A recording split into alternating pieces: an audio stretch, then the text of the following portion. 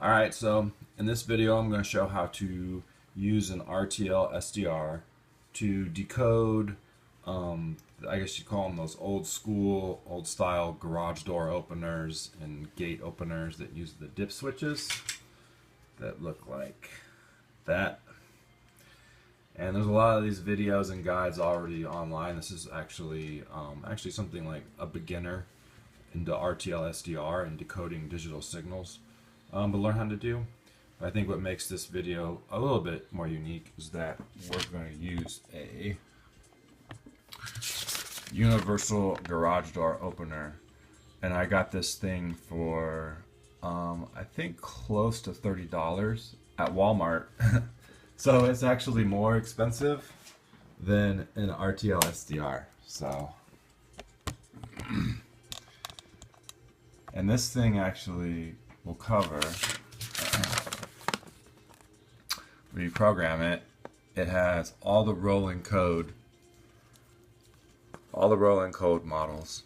So, and these are the ones that people should have, but people still have these obsolete models that were quit being manufactured in the late 80s and early 90s.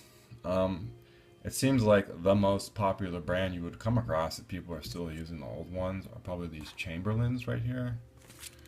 And it has an asterisk on it. You probably can't see it. An asterisk for this. This model's for Canada, but the asterisk pertains to this down here. That all these Chamberlains are also compatible with LiftMaster, Do It, Master Mechanic, Rainier, True Value, and Sears Craftsman. So in these examples, I'm going to shoot for this Chamberlain, which is kind of a pain because every time I change the dip switches on this thing, I have to press this button 11 times. So the way I have it set up right now is, if you get a close look at it,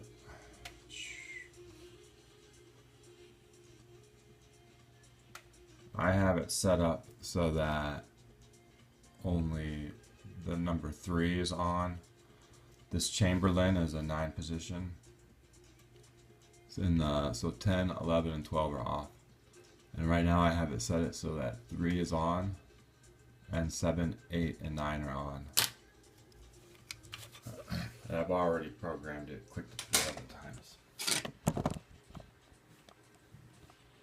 So I'm just using a standard RTL SDR with the stock antenna. And we'll go. This is a capture I made earlier.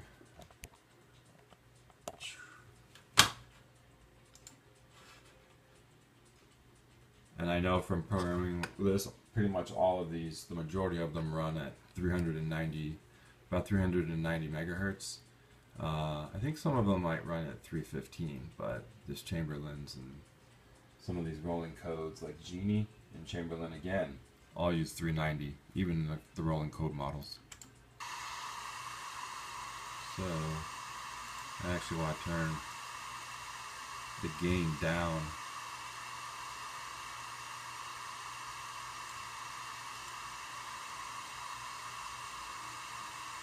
And then hit record. It's as simple as that. So if you've never recorded an SDR Sharp before, it's tuned here. I can turn the volume down a little bit. You can actually turn the squelch on and just show you what the signal looks like.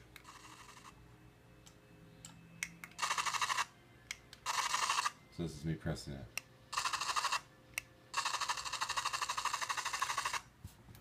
So if I want to record, I just go down to the recording tab here. I think the RTL I have, it's only supposed to be 8-bit. It only does 8-bit, but I still record in 16-bit anyway. Correct me if I'm wrong in the comments. You just hit record. I'll do a few pulses.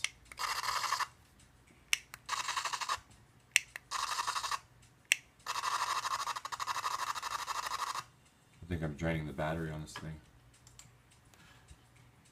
Stop that, stop that. And then I'll actually exit this. You just use Audacity. It's free. the file will go into, I have it set up so that it's, well, just by default, the file will be saved into the same file as where the SDR Sharp executable is. And it will have a timestamp and a frequency on what you recorded.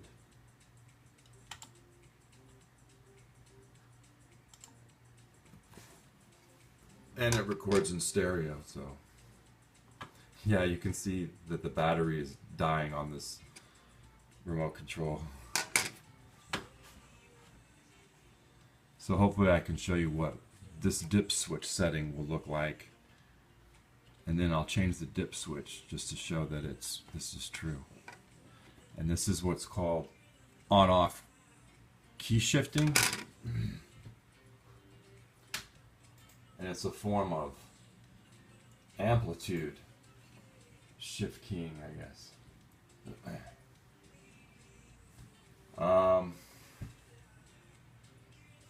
It's hard to explain. I'll show you in this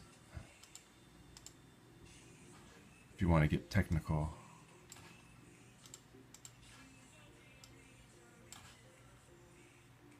So just clicking the button one time sends about 8 signals. So if you just click it once as quick as you want, it will try to send out 8. And you can see from this that it's losing power here near the end because the signal's getting weaker right around here. So we'll try to focus in on the strongest one.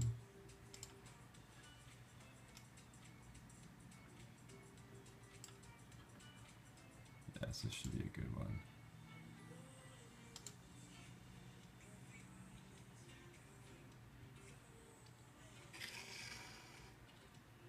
So, if this was a digital signal, these would kind of represent, if I was trying to transmit a lot of data, these would represent zeros and ones.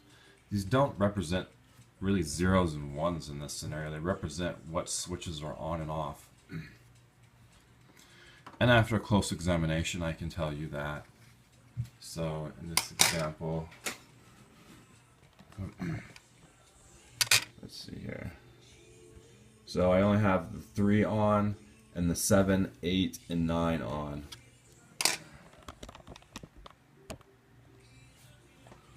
So that means this is the 1, that's the 2, that's the 3, that's the 4 switch, 5, 6, and then I have 7, 8, and 9 on.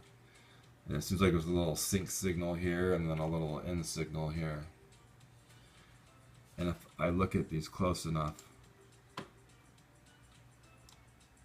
so this at first glance seems like, if this is, so like I was saying earlier, this is on off keying, which is a form of amplitude shift keying. And so if this was amplitude shift keying, it would look like this, but instead of a completely silent blank line here, it would be, the signal would look like this with the same spacing, but look smaller, I guess. The waves would be smaller. So that would be amplitude, because and then on off, it's the signal, and then the opposite of that signal, which you consider the opposite of a 0 would be 1, would be, say, like just no signal at all. But in this signal with this dip switch garage door, this signal here is about, I think, 0.03 milliseconds. And this is a switch that's off, and if the switch is on, this is like 0.02 milliseconds. But what's also important, I haven't measured it out exactly, is also this short line. So on off, so again, this is a 1 right here, that's the 2, and they're both off. The 3 is on, 4 is off, 5 is off, 6 is off, 7, 8, and 9 are on. This part right here, the silent part, is part of it also. So you get a short silent part and long noise. That means it's off. Another short silent. If the switch is on, you get this. So actually the space from here to here should be equal. It's just that's what's different. And then here the switch is off, so you'll get a little bit of short right here, and then a longer signal. And that's how you can decode just simple dip switch. And if you had a universal remote, you could just, and you were trying to clone someone's signal, you could just switch the switches on yours. So now I'll switch it to, I'll do 1, 2, and 3 on.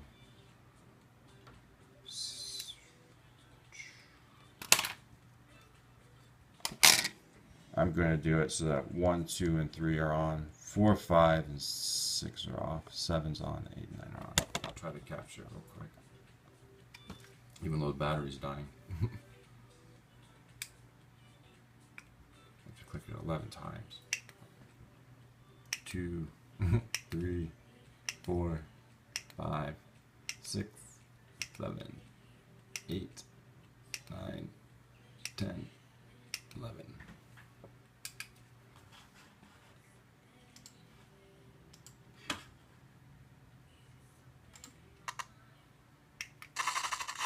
Alright, I just hit record again. Whoop.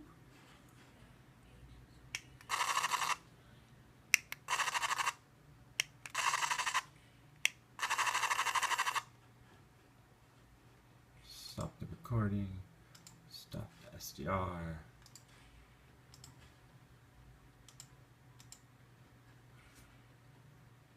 Open right back, me back up in the SDR Sharp folder, and it'll be the most recent recording.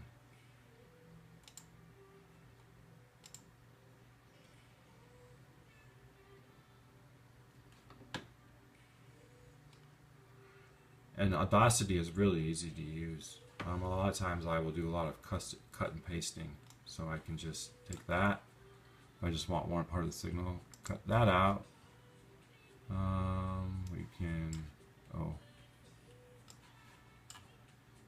cut that out. Oh, oopsie. Undo that. And then fit it to the screen.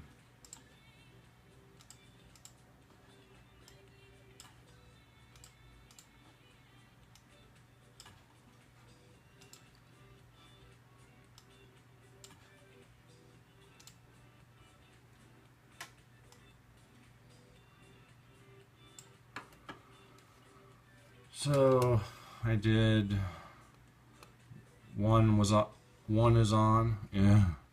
1 is on, 2 is on, 3 is on. 4, 5, and 6 are off. Wait. 1, 2, 3 are on. 4, 5, 6.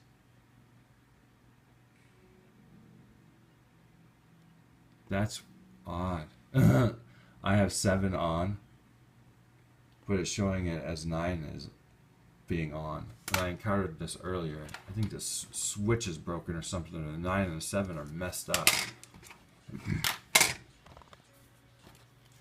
Look at this. It should go 1, 2, 3, and then that should be the 4 spot. 5, 6, 7. It should not look like this. 8 and 9. 9 shouldn't look like this. So we're going to switch it again. I'm turning the 7 off and the 9 on, reprogramming it. 1, 2, 3, 4, 5, 6, 7, 8, 9, 10, 11. I bought this thing about a year ago, but I just now got it out to make this video. So we want to go back to the SDR. Okay, new recording. Boop.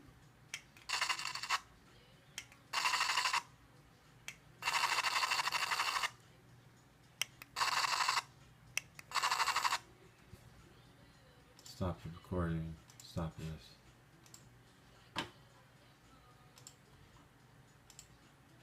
Now let's decode this one. And the next example, 1, 2, and 3 are on, and 9 is on. This is a 9 position dip switch. And watch, I bet the 7 will be.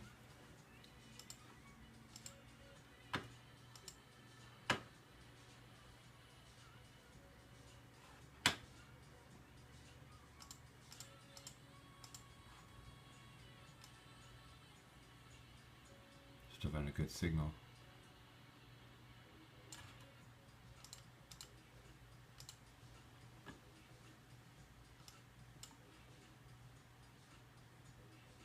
So it should be a 1, 2, 3, 4, 5, 6, 7, 8, 9. Yeah, that's weird. Look at that, because this is definitely a little bit shorter than these ones. Again, this is another pulse. So again, I think this is like that sync signal or a start signal and then the end signal. This is the 1, 2, and 3 are on. 4, 5, and 6 are off. 7 is off on the remote. 8 is off, and 9 is... Yeah, it's like the 7 and the 9 spot are reversed on this remote control or something. That's really weird. Or I'm misreading this signal completely wrong. So if somebody knows the comments can explain it to me, I'd really like to know. But at least most of it's working. You should understand the gist of it and the difference between an on-off keying and amplitude shift keying modulation just by using this. And I guess what makes this a little bit different is this universal remote is, yeah, I think it was close to 30 bucks. And then down the road, make another video and look at rolling code. And then what else is pretty neat is I have Linux running too.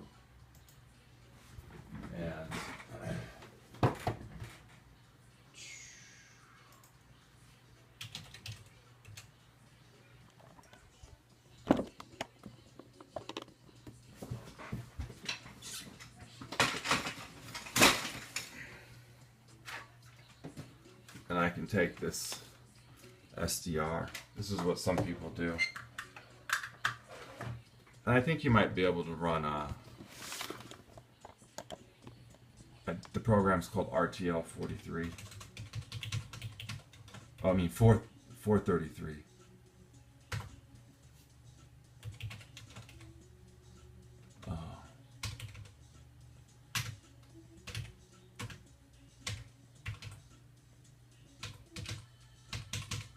And if I just had run the help, you'll get some parameters.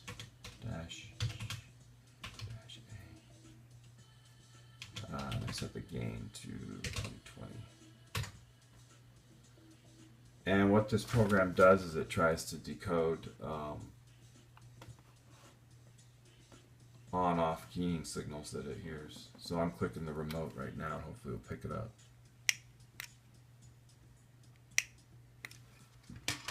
Or not. It might be because of the gain.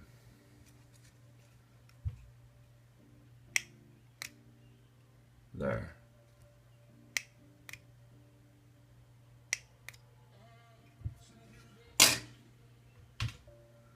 And it has options that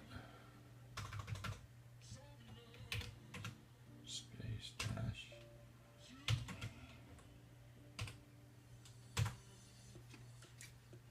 Now I'll try this. There.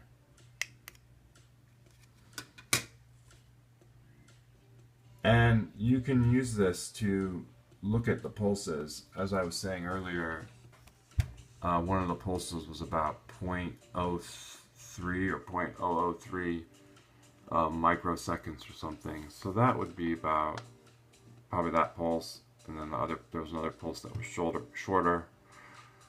And then there's ways that you can write into the configuration files for this, where it can, or you can write a wrapper using some scripter language to take this output and then just make it so that it will print out what the code is for the garage door and then just program it into the switch. And that's just if you want to be malicious. So yeah, and then I think I have another example of what will happen if you change the gain. So right now the gain is set at 12.5. So watch this. Oh, I gotta plug my RTL SDR back into this laptop.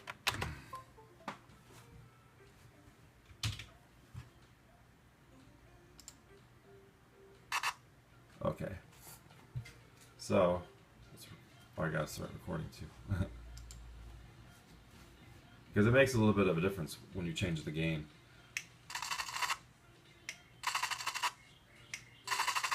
So I'll do 3 clicks on that gain, and then I'll raise the gain up to 20.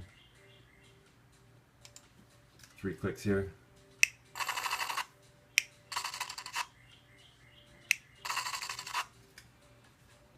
And then I'll raise the gain up to 32.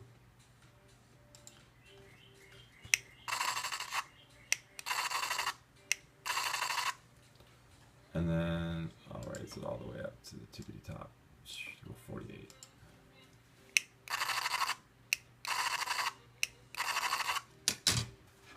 And then stop the recording.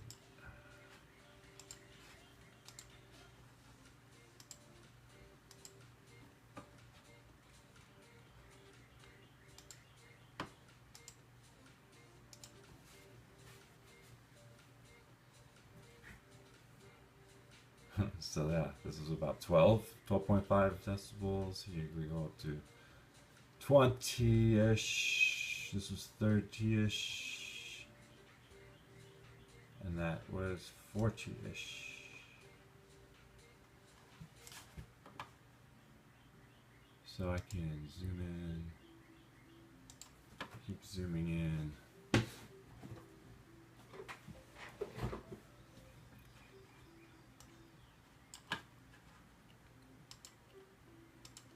And hopefully even at high decibels you can still see the signal.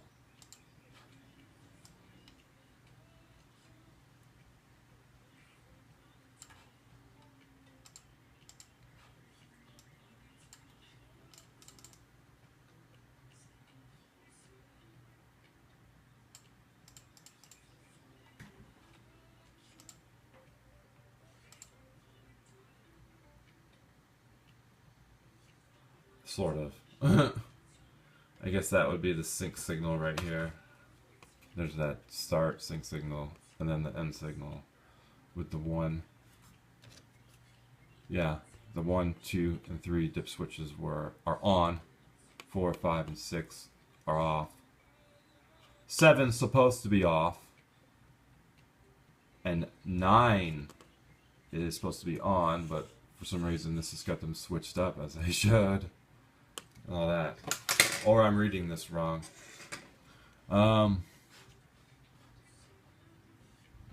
Yeah, and then if I zoom back out, you can still decode it at just different decibels. But when I play around with this, I like doing it at the low decibels, or it looks like that. Okay, so yeah. It's in Walmart, close to 30 bucks. It's in some weird section like around the paint and everything and the electronics and whatnot. And it's a great, yeah, I would say don't ever use this to do anything naughty.